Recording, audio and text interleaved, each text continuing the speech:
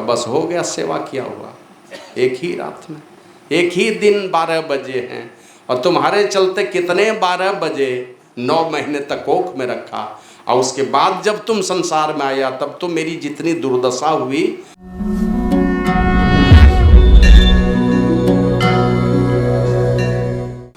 अखंड मंडलाकारं व्याप्तं येन चराचरं तत्पदं दर्शितं येन तस्मै श्री गुरुवे नमः। अज्ञानतिमिरान्धस्य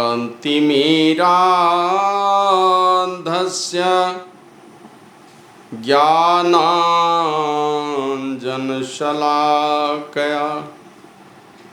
चक्षुरुन्मीलितं येन तस्मै श्री गुरुवे नमः। गुरुर्ब्रह्मा गुरुर्विष्णु गुरुर्देवो महेश्वरः गुरु साक्षात् परब्रह्म तस्मै श्री गुरुवे नमः।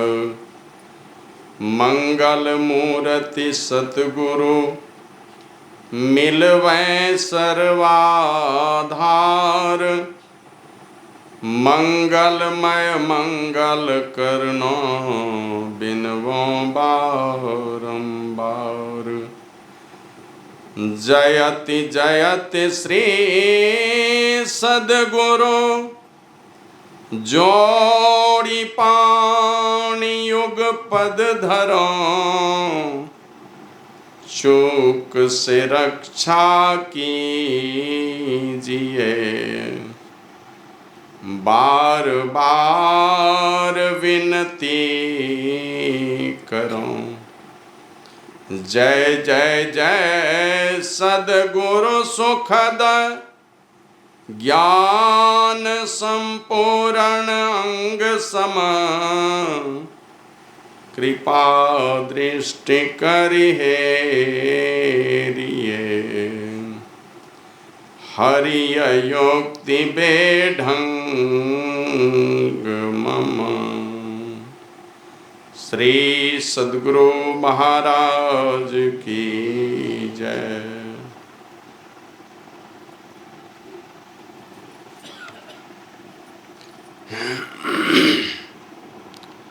सर्वत्र विराजमान परमात्मा स्वरूप विश्व वंदनीय 20वीं सदी के महान संत प्रातः स्मरणीय अनंत श्री विभूषित परम पूज्यपाद आराध्य देव मोक्षदाता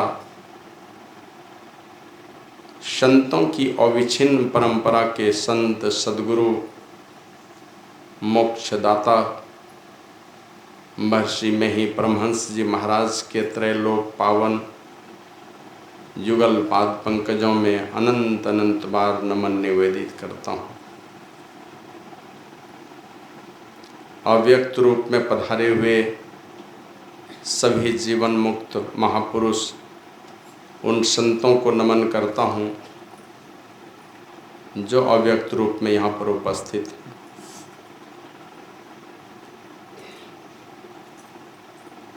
जिनके अवतरण ने आज के दिन को दुनिया में पूजनीय बना दिया।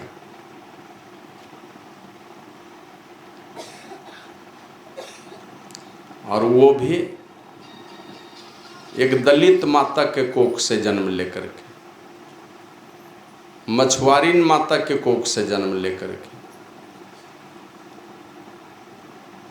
और देखे तो बहुत होंगे, हल्की फुल्की गंध तो मछली का जो कारोबार करते हैं कुछ न कुछ गंध तो शरीर से आती है, लेकिन उनकी माँ ऐसी थी न कि सदा मछली की ही गंध आती थी उनके शरीर से। नाम भी था मत्स्य गंधा।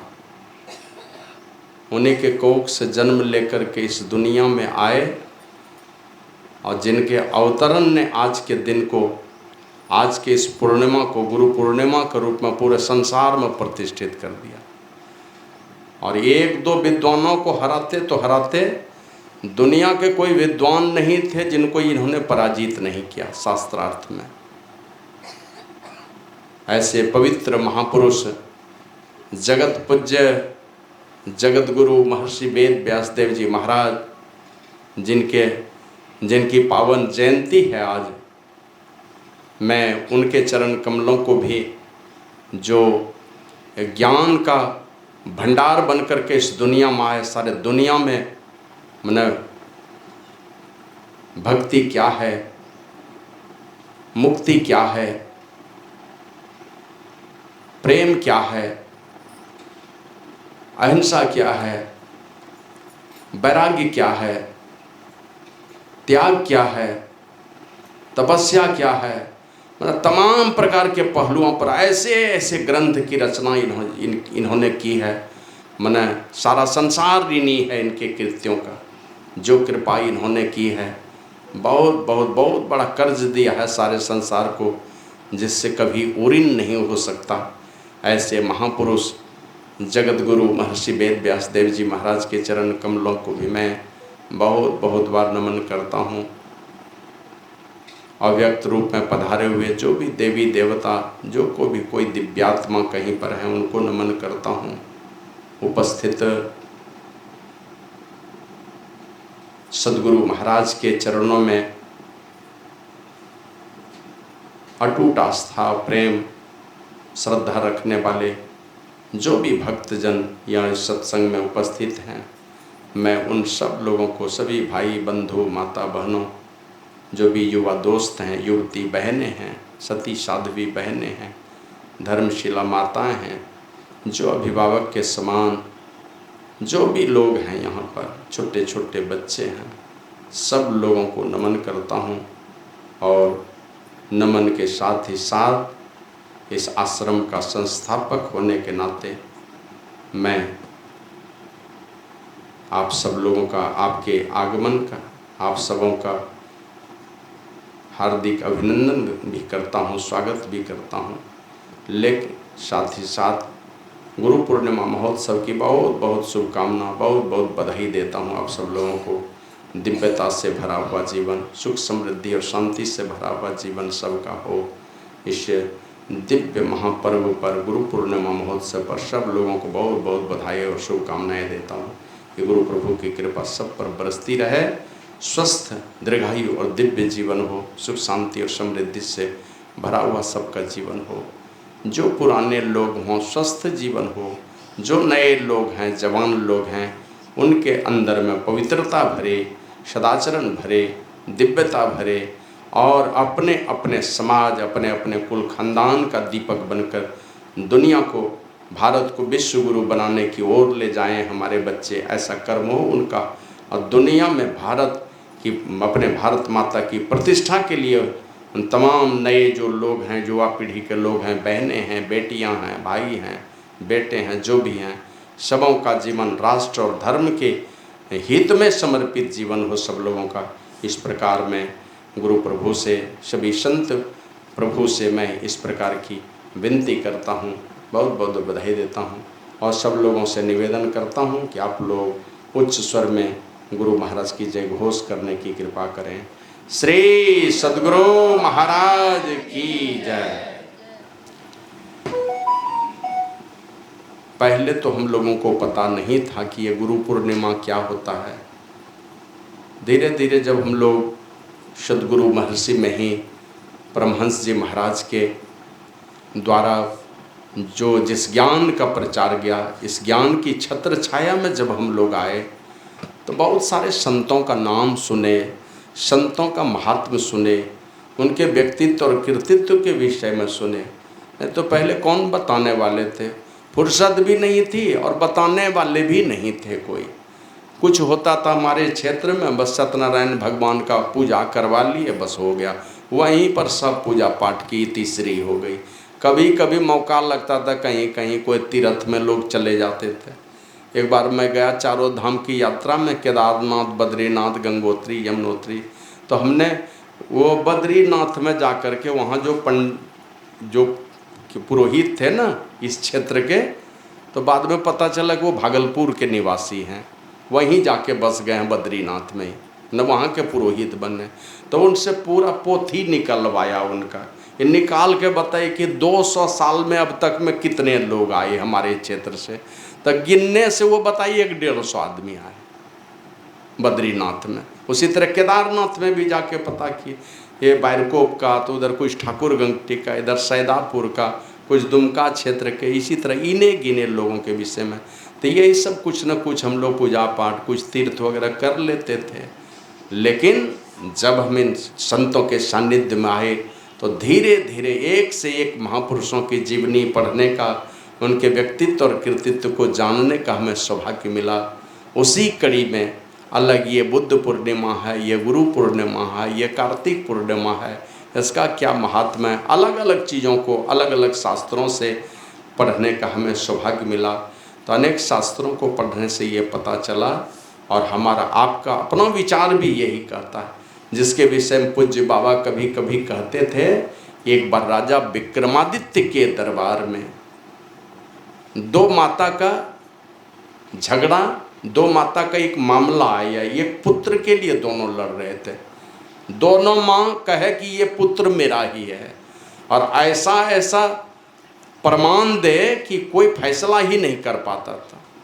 मतलब शरीर में कहाँ पर क्या दाग है, किस प्रकार की बोली है, किस प्रकार का अक्षर है, माने 20 प्रकार की बातें वो माता बतलाती थी, जिससे अंतर ही नहीं पता चलता था कि आखिर बेटा किसका है। मामला चला गया चक्रवर्ती सम्राट महाराज ये विक्रमादित्य के पास, जिनकी राजधानी थी अवंतिका, जिसको उज्जैन कहते हैं। मामला उनके दरबार में गया, तुरंत 2 मिनट में फैसला कर दिया। जल्लाद को कहा, जल्लाद को बुलाओ, तलवार लेकर का हाजिर हुआ। कैसे लड़के का 2 टुकड़ा कर दो और दोनों माँ को आधा आधा दे दो। जिस माँ का बेटा नहीं था वो माँ तो कहते बाहरी राजा, एकदम दूध का दूध पानी का पानी कर दिया, ऐसा राजा तो हमने कहीं नहीं देखा। और वो जल्लाद जब तलवार लेकर के आया उस लड़के को काटने के लिए, तो जो उसकी अपनी माँ थी वो रोने लगी। बोला राजा साहब ऐसा मत कीजिए, छोड़ दे दीजिए उसी माँ को, मेरा बेटा जिंदा रहेगा ना तो मैं वहीं जाकर के देख लूँगी अपने बेटे को, मत काटिए मेरे बेटे को, मेरे कलेजे का टुकड़ा है। और बिलख बिलख के रोने लगी। राजा तुरंत समझ गए ये कोई भी अपनी माँ जिसने बच्चे को जन्म दिया है, चाहे किसी प्रकार का रोगी हो, व्याधि से ग्रस्त हो, किसी भी प्रकार का अपंग हो, किसी भी प्रकार को कोई माँ अपने बच्चे को अपने नज़रों के सामने में कटता हुआ नहीं देख सकती है। वो समझ गई कि बेटा इसी का है, उसी को बेटा दे दिया और दूसरी माँ को जेल में डाला, उसको सजा हुई। तो अभी सुन रहे थे ना, पितु सु माता 100 गुना, सुत को राखे प्यार, मन सेती सेवन करे तन सु डांट हरुआ। पिता से बढ़ करके माँ को बतलाया गया है। ऐसे बहुत बहुत बड़ाई है माता की, माना पुत्र के विषय में, संसार के विषय माता की बहुत बहुत बड़ाई है। पिता की कम बड़ाई लोग करते हैं, पिता की चर्चा कम लोग करते हैं। लेकिन आप लोग जानते हैं ना, जिस दिन बच्चा माँ के कोख में आता है, खाली पिताजी को पता चल जाना चाहिए, पिता को पता चल जाना चाहिए कि हम और आप अपने माँ के कोख में आए हैं। बस पिता की चिंता उसी दिन शुरू हो जाती है। और पिता की चिंता कब तक नहीं खत्म होगी? जब तक पिताजी दुनिया से नहीं चले जाएं। माने आप माँ के कोख में आए, वहाँ से पिता की चिंता वहीं से शुरू कर देते हैं। और चिंता कब खत्म होगी? जब दुनिया से जाएंगे। विकट से विकट परिस्थिति में भी कभी बेटे को कभी नहीं चाहता, पिता नहीं चाहते किसी के द्वार का भिखारी बन जाए, कहीं मेरे बेटे का सर झुक जाए, कहीं गर्दन झुकानी पड़े, कहीं मना बेइज्जती उठानी पड़े, ऐसा कोई पिता नहीं चाहते हैं। तो बड़ी महानता है पिता की, इसलिए शास्त्रों में उसकी चर्चा है। उनको प्राणदाता कहा गया है, कहा वो ब्रह्मा जी हैं। और है भी उपदेश महाभारत में कि बेटे अगर अपने पिता को खुश कर ले किसी भी तरह से अपने अच्छे कर्मों से, तो ब्रह्मा जी के वो प्रतिनिधि हैं पिता, प्राणदाता है पिता, वो कहते हैं ब्रह्मा जी की कृपा होती है उनके ऊपर अगर पिताजी खुश हो जाएं तो। और भगवान श्री राम ने तो यही कहा था, पुत्र का कर्तव्य भी यही होता है, अपने सारे पुण्य कर्मों को दान दे के भी अपने पिता माता के मुक्ति का उपाय ढूंढे। सारे जीवन में जितना पुण्य किया सब लुटा करके भी अपने पिता माता की मुक्ति का उपाय ढूंढना चाहिए बच्चों को। ये पिता के प्रति लोगों का कर्तव्य होता है। और क्योंकि वे ना होते, पिता ना होते तो हम आते कैसे? माता जन्म तो देती है, लेकिन बिना पिता के हम आ भी सकते हैं क्या इस संसार में? माँ के कोख में तो हम आएंगे पिताजी के ही सहारे। तो इसलिए बड़ी बड़ी प्रशंसा है पिता के भी विषय में। तो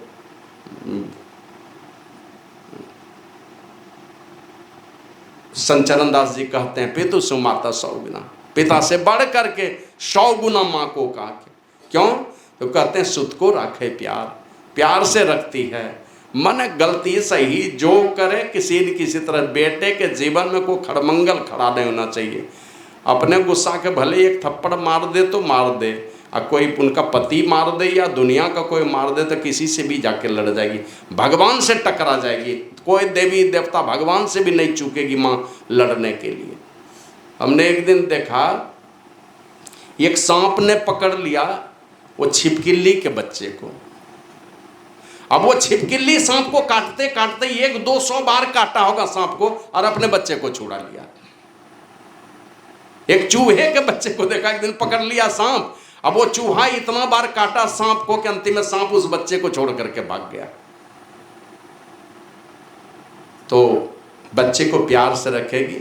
अब मन सेती सेवन करे, तन सु डांट अरुगार, तन से डांट गाली भले अपने बच्चे को दे दी, लेकिन मन से 1000 प्रकार का वो उपवास कर लेगी, व्रत कर लेगी, कठोर सजा दे देगी अपने बच्चे को। बच्चे के विषय में पता चला मेरा बच्चा सुरक्षित रहना चाहिए। अब बदले में माँ को जो कह दो, ये खाओ वो खाओ, जहर दे दो अपने बच्चे के लिए, तुम्हारा बच्चा ये हो जाएगा वो हो जाएगा। इसी प्रकार की चर्चा ये कभी अकबर बीरबल के विषय में लोग चर्चा करते हैं कि एक दिन बीरबल ने कहा अपने माँ को कि माँ अब तुम वृद्ध हो गई हो, मैं कुछ सेवा करना चाहती हूँ, अब तू सेवा करेगा? कहा कि हाँ अब मैं सेवा करूँगा, तूने बहुत सेवा कर ली। तो कहा ठीक है अगर तुम्हारी मर्जी है तो करो सेवा। बस एक दिन आ गए काम धाम छोड़ करके माँ की सेवा में, शाम को ही भोजन बना के भोजन करा दिया, बिछावन बिछा दिया, माँ गई सोने के लिए। और आधे घंटे के बाद आवाज़ देती बेटे प्यास लगी है पानी पिलाओ। तो बीरबल जाता है 1 गिलास पानी लेके और गया, ज्यों ही दिया मुंह में सटाई और जानबूझ के 1 गिलास पानी बिछावन में गिरा दी अपने कपड़े में और कह दी कि बेटा गलती से हाथ से फिसल गया गिलास। तो माँ का कपड़ा बदला, दूसरा बेड बदला, फिर सुलाया माँ को। बीरबल बगल में जाके बगल में सोए। फिर आधे घंटे के बाद वही पानी का बहाना लगा के जगाया। अब बारी बारी से 2-3-4 बार जगाया होगा। 12 बज गए रात। तो झल्ला के कहता है गुस्सा करके वो बीरबल, लगता है माँ तुम आज रात में सोने नहीं दोगी मुझे। कहा बस हो गया, सेवा किया हुआ। एक ही रात में, एक ही दिन 12 बजे हैं और तुम्हारे चलते कितने 12 बजे 9 महीने तक कोख में रखा। और उसके बाद जब तुम संसार में आया तब तो मेरी जितनी दुर्दशा हुई। एक तो और आप लोग जानते हैं ना, एक वैज्ञानिक कह रहे थे माँ जब बच्चे को जन्म देती है, कहा कि जैसे स्टोन क्रशर में डालते हो ना, बड़ा बड़ा बोल्डर डालता है तो छर्री चिप्स बना करके निकालता है, कहा उसी प्रकार बोन क्रशर में हड्डी को डाल दो।